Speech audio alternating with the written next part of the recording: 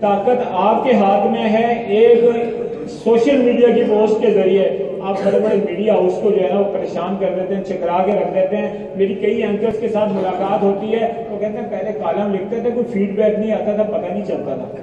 اب پروگرام کرتے ہیں, پروگرام کے وقفے کے دوران اتنے میسج آئے ہوتے ہیں کہ ہمیں اگلے حصے میں پروگرام کی اس کی وضاحت کرنی پڑتی ہے. اگر وضاحت نہ کی تو کل کے پروگرام تک سوشل میڈیا پہ ہمارے خلاف وہ طوفان کھڑا ہو جائے گا کہ ہم اس کی وضاحت نہیں کر سکیں گے. آج تیزی کے ساتھ اپنی بات کو پہنچانا, یعنی ایک وقت تھا کہ گھوڑوں کے اوپر جاتے تھے, ہم دعوتی فیلڈ کے اندر موجود تھے, ایک دن کے اندر 12-15 رابطے کر لیتے, 2-3 میٹنگیں کرتے, ہم سمجھتے بہت لوگوں تک پہنچ گئے. آج سوشل میڈیا میں ایک دن کے اندر ہزاروں لوگوں تک آپ اپنی بات کو پہنچا سکتے ہیں. اور پھر آپ سب سے بڑی بات دیکھیں کہ ہم دعوت کے لوگ ہیں, دعوت کی جماعت ہیں. ہم نے اپنی دعوت کو لوگوں تک پہنچانا بھی. چند دن پہلے ایک جھوٹا نبی آیا, اور آپ سے اگر میں پوچھوں تو ہر بندہ ہاتھ کھڑا کر کے کہے گا میں نے اس کی ویڈیو دیکھی ہے.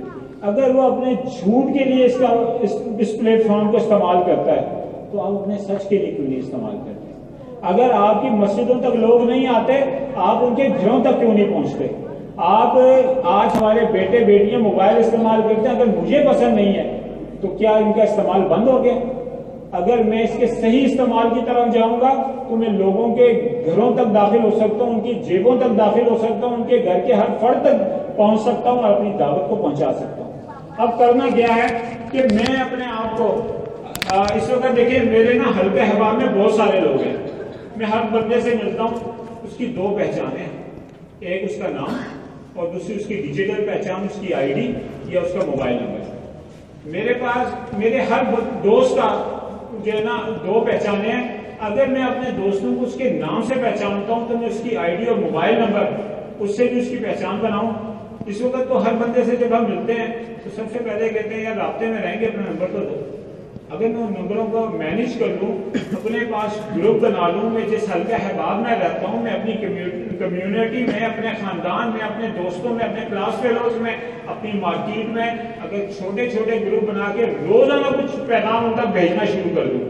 آپ یہ دیکھیں کہ ہمارا سب سے مضبوط میڈیا جو ہے نا وہ ممبر ہے. اور ممبر کے اوپر جب ہمارا خطیب کھڑا ہوتا ہے, ہر بندہ اس کو عقیدت سے سنتا ہے, قبول کرتا ہے, بات دل میں اترتی ہے. مگر اس ممبر کے سامنے ہفتے بعد لوگ آ کے بیٹھتے ہیں. ٹی وی چینل 24 گھنٹے, بلکہ اب ٹی وی چینل کے اوپر تو نگاہیں کم ہوتی ہیں, آنکھ کھلتی ہے تو موبائل کا اسٹیٹس چیک کرتے ہیں. رات سوتے وقت موبائل ہاتھ میں ہوتا ہے, آنکھوں میں نیند ہوتی ہے, موبائل گر جاتا ہے تو ہم سو جاتے ہیں, ورنہ کوشش کرتے ہیں کہ بیٹری کے آخری سیل تک اس کو جو ہے نا استعمال کریں. تو لوگوں کے موبائل تک اگر ہم پہنچ جاتے ہیں اور ہر وقت ان کے ساتھ کنیکٹ رہتے ہیں, ان کے ساتھ رابطے میں رہتے ہیں, ان تک اپنی بات کو پہنچاتے ہیں.